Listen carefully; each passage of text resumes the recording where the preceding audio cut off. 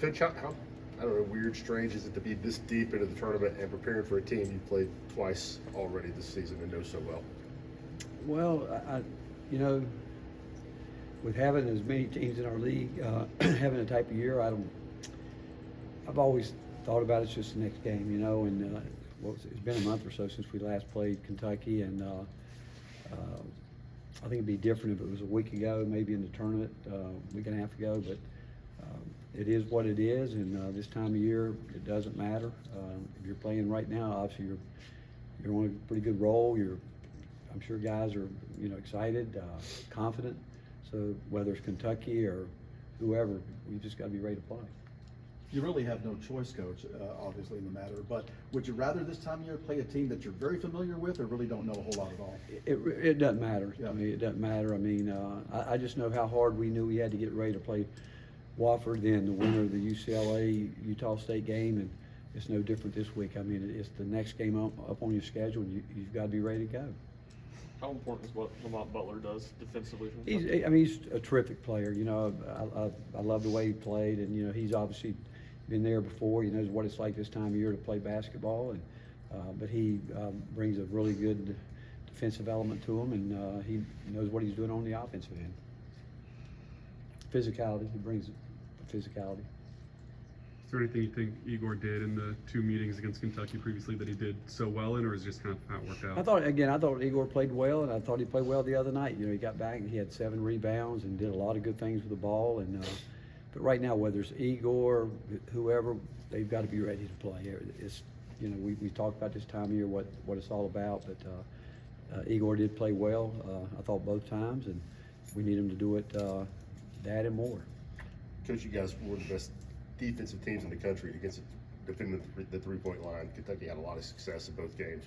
What led to that? Well, again, I think you give them credit. We you know, they made the shots. I mean, there's no question, and they're a team that's capable of making tough shots. But we did have some breakdowns that let them get going, and I think a team like that you know they can shoot it. You give them just a little bit of space, let them get their rhythm. It doesn't take much for them to have a great night against you. Significant with what your front court gave you defensively and rebounding against UCLA? Well, again, we played our best basketballs when we've got a complete effort, not only from our guards, but with our front line. And at this time of year, if you're going to win and move, you got to have everybody. It can't be a one-sided from your own attack, and we just need that consistency from here on out. How big was it to get 20 from those 3 forwards in terms of rebounds against UCLA? Huge, and that was a major emphasis going in, because you know you go back and when we've been pounded on the boards, it's really hurt us, obviously, and it would hurt anybody. I mean, we talk about it all the time. You know, the game going on within a game, that you know, whether it's trying to get some of your misses, but you can't be a good defensive team if you don't finish it and rebound the ball and allow your offense to get out and maybe get some easy baskets. There's a lot of talk about transfer portal date. Just what's your take on that during the tournament? It is what it is. I mean, it's the rules they put in play. It is what it is. You know, we have to live within it and do what we do. And again, I'm thankful that we have a coaching staff that's been on top of it. And you know, it's different because, you know, we're still in the tournament, but yet still recruiting as if we weren't. And but I don't think we're any different than any of the other teams that's still playing. How impressive is it to watch Kim Caldwell make a Sweet 16 in her first year as a D1 head coach? You know, it's awesome. I mean, you know, from the time that she's walked on this campus, she's made a tremendous impact. You know, I go back to, you know, a year ago when we started with, you know, the Big Orange Caravans, that, you know, you knew she was confident in what she was doing, her style. She knew that she believed in that. And I look back and I really admire Danny White and his staff for making a hire. I mean, people probably said who, what, but she's got all that quiet real quick. And but if you knew how hard our women's team, and I watched it all through this, you know, this summer and fall, I'm not the least bit surprised. And what she's got going, she's only going to continue to build on it. And I hope this team continues to go, because, again, we've watched them personal and up close, how hard they work every day, and it's neat watching their success. You ever had two different players be finalists for Defensive Player of the Year, and who would you vote for between Zakai and Jemiah? You know what? That's I don't think I have, but if I had a vote, I'd vote for both of them, and simply because they both go about it a different way. You got one guy that is having to match up every night with normally the other team's best player. Then you got a guy like Zakai who's playing 94 feet and getting ball screened every time he turns around. So it's two different ways and that you look at it, but it's really a compliment to both of them. And the fact is, I'd vote for both of them. And I guess that on a national level, they both get to have a vote. But I think they both are more than deserving of it. Chaz been at his best the last couple of weeks, really since the postseason. I think he's continued to get better. I think he's, and you would expect that. I mean, because of, if you, again, know him, how he goes about his business, and he went through a learning year, what is arguably the greatest college basketball league ever, and against physical guys, that terrific coaches, players that know how to guard people, how to change things up, and he had to learn it on the run, and he's done that, and he's just gotten so much better, and I think that he's just, in terms of his own future and career, I think he's just getting started to what he's going to be. What about Chaz's personality allows him to elevate when it matters most? I think he said it best the other day, and I think this. He said he's grounded. Every time you hear him talk, he gives glory to God. He said, that's my foundation, that's my rock, and I think that's true. I think that he realizes that God has put him here at this time to glorify God, and that means to do everything he possibly can to prepare himself mentally, emotionally, to do everything that he can possibly do to get ready to go out and try to play the best basketball he can. And I don't think he's laying around worrying about, am I going to make a shot? I think he's just thinking about his preparation, what he needs to do.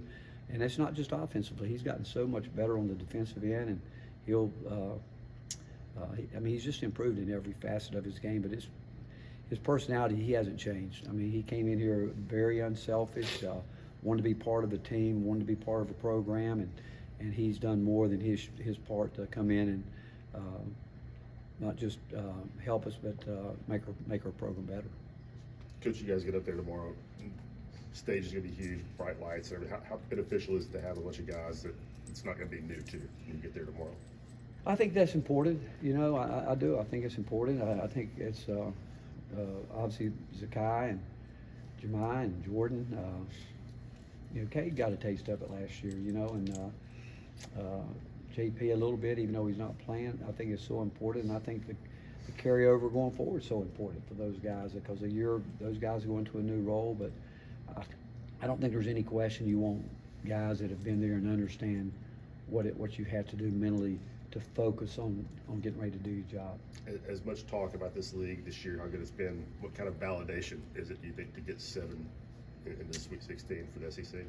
Well, again, I think it is. I mean, you talk about it, and almost have half of them, and half our league there. I think it speaks volumes of the kind of year that we've had, and obviously when you have more teams in, you got a chance to lose more games, and I'm sure people early were probably taking shots at the league. I would assume. I don't read it, but I would assume that's what was being said. But the fact is, we've got 7 in, and again, I look at our league and appreciate it, because I know we all would say what we know that we had to go through all year to get to this point. But again, I'm proud of it, because I know where we were 10 years ago. I mean, I was in that room when the commissioners made the comment. He wanted to see basketball become like I think he said women's softball at the time. I think we had a bunch that year in softball, and he said he'd like to see a day when we got double digits, because I think we were coming off a year where there was maybe 2 or 3 teams that were in the tournament, and to get where we are today is it's taken a while to get here, but it's been good. Rodney Terry got let go at Texas. Have you had a chance to talk to him, and how much has he meant to you in your career? Yeah, I had. I talked to him obviously before he had heard, and he was hoping to have a chance to to talk about it with Chris Del Conte and see if there was a way moving forward. But after it happened, I talked to him the day before. I called him back after I'd gotten the news, and before I could even say anything, he said, "Coach, I'm good." He said, "I know God's got a plan for me." He said, "He brought me here. He's got something planned." And I think he's just in a good place from him as a person. But Rodney was a part of that program as an assistant head coach for 11 or 12 years, and obviously was there when we had some good runs. And Rodney's a good man. Again, I thought the staff did a good job with their team, and but he'll be fine whatever he decides to do. And I think he's already had opportunities that maybe he passed on. But I love Rodney, and again, it made me feel, it warmed my heart when I heard him say what he said about that God had a plan for him, because I believe that. I think he's got a plan for all of us. I think he's sovereign. I don't think his sovereignty is ever lost, and so he'll put him where he wants him to be. Thanks, Coach. That's great.